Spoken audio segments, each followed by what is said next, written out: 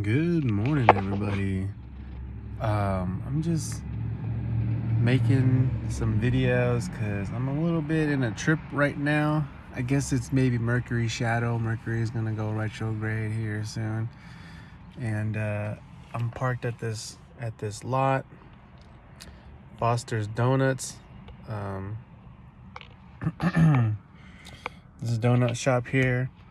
I'm on Reseda Boulevard here in San Fernando Valley, and oh my gosh, this street just brings so many memories from my teenage years. I just had to drop my mom off at the hospital for a procedure she needs to have um, on her heart.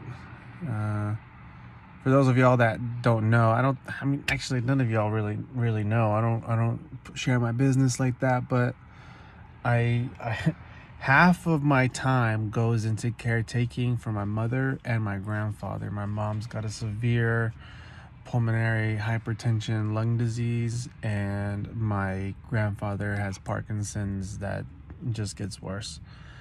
Um, I've been in this duty of service to them for over a year now, and it's all getting to this point where I need things to change. But don't get me wrong, I'm grateful and proud at how much work I've put in, being of service to my family over the years. And so, anyways, I had to get up at 4 in the morning to get my mom to this appointment in time. And we're driving down Reseda Boulevard, and I'm like, fuck, so many memories coming through, y'all. Um, you know, not all good. Actually, it was a very crazy, low vibrational time in my life, but it's I don't regret it nonetheless. Here at this donut shop where I'm parked at, many years ago, my mom's ex-boyfriend showed up to the house. This was like a week or two when I left California and moved to Oregon to be with my dad. The story time, guys. But my mom's boyfriend at that time pulls up to the house and is like, "Yo, Allison." It was New Year's Eve. It was December 31st, right? It was New Year's Eve.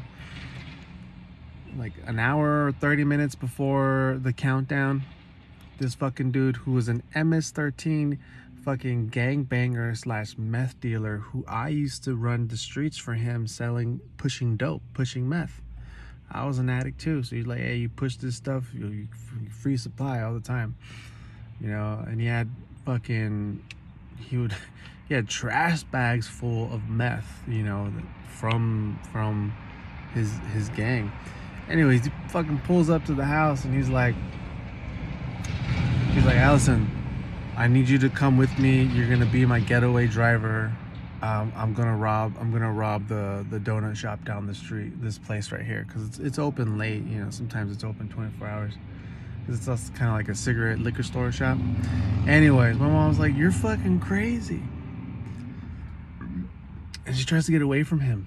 And this guy almost killed my mom. He bashed her face in with the gun, cracked her skull open, and this was about a week or two of me moving away and living in Oregon. Man, that was hard. That was rough. Because I knew if I was still here, that fool wouldn't have touched my mom.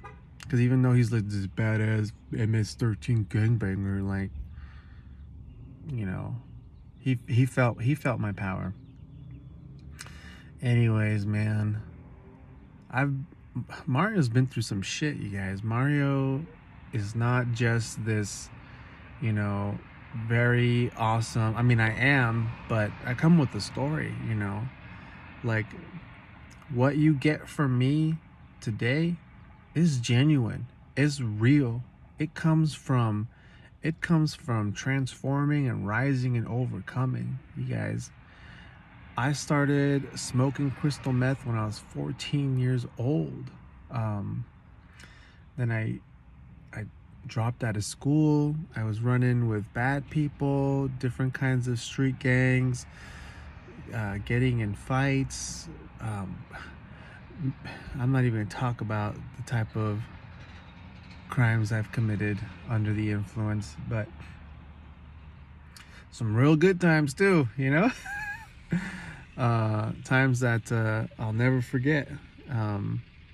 Running from the cops, having the ghetto bird. Like, yo, I've had the helicopter chase me and friends down streets before, like at 2 in the morning. Running, escaping down, sewer lines underground, like running through the underground of the city through the sewage systems, like, dude, it's fucking nuts.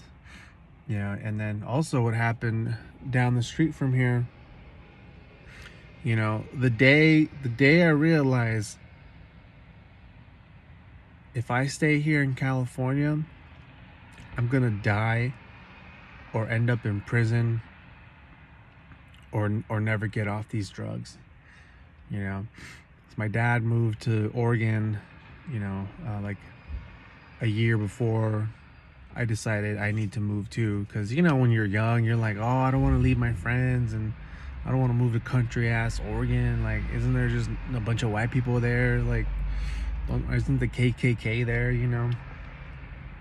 I'm just a kid. So down the street over here one day, I'm walking with my younger sister, 3 years younger than I am. At this point, maybe she's like 14 years old. I don't remember. And we're walking down the street. We get to the corner, and these gangsters came through. They all approached me with aluminum bats and fucking knives, and they surrounded me and they pushed my sister out the way. And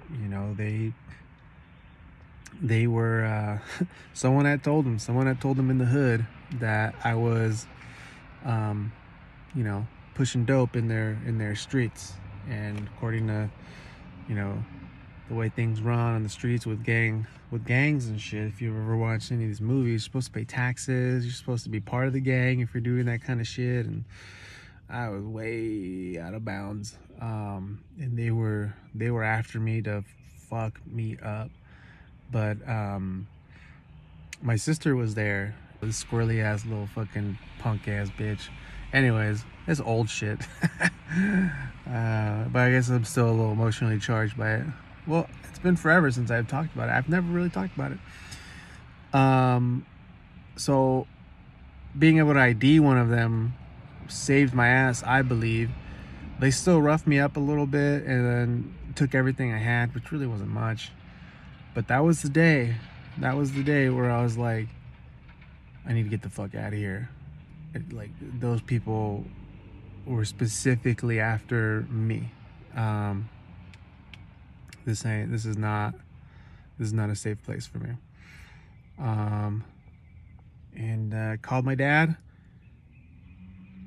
It's like, you know what, you were right. You need to pick my sister up and we need to come to Oregon. This just happened. Like, it ain't safe for me out here. And my dad knows what's up too. Like, both my parents were addicts. But he turned his life around. Never did any of that inner spiritual work to heal. But he got off the streets. He got off the drugs, and the man started a successful business. Out in Oregon. So it was like a week later, he drove down here, picked my sister and I up. This was all in December, like a week or two before Christmas. And then, boom, New Year's Eve, I get a call right after the countdown from my cousin, who's autistic. And he just calls me and he's like, hey, bro, don't worry, everything's gonna be okay, bro. We're gonna take care of your mom. Everything's okay, bro. Don't worry, bro. And I'm like, what happened? Like, tell me what happened. He's like, don't worry, it's okay, bro. I'm gonna take care of your mom. And I'm like, okay, thank you. I love you. So I had to call somebody else to get the story because he wasn't telling it to me other than everything's gonna be okay. And that's when I found out. And you know what, man? Like, it took me a while to get off these drugs. No family support, just all on my own. But that is what started my spiritual journey. I was 17 years old when I consciously committed to being on a spiritual path. I'm 31, about to turn 32 this month, May 24. I have been on this wave of awakening and spiritual work since before it was fucking cool, because I needed to heal and I had massive trust issues, and the only thing I trusted was my inner ability to sense what's true and real for me. And that's what dove me into learning about chakras, energy, magic, witchcraft, sorcery, alchemy, all that stuff. So beginning 17, I was already reading all kinds of advanced esoteric books to help me process and cope a lifetime of trauma that I had been through. Like what I've shared with y'all, like that's just the surface teenage years stuff. You know.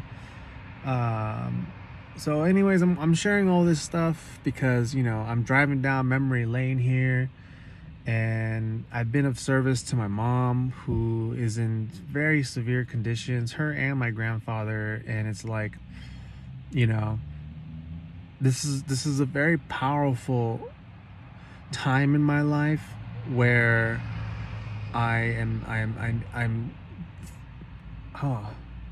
did it, you guys. I did it. I fucking did it. I made it through. I've overcome. I transformed, and I'm about to create the life I want. Conscious and aware and ascending. It's great. This earth shit is great. Level 32, let's fucking go, you know? And I found the woman of my dreams, Shelly, my boo-boo. I love you.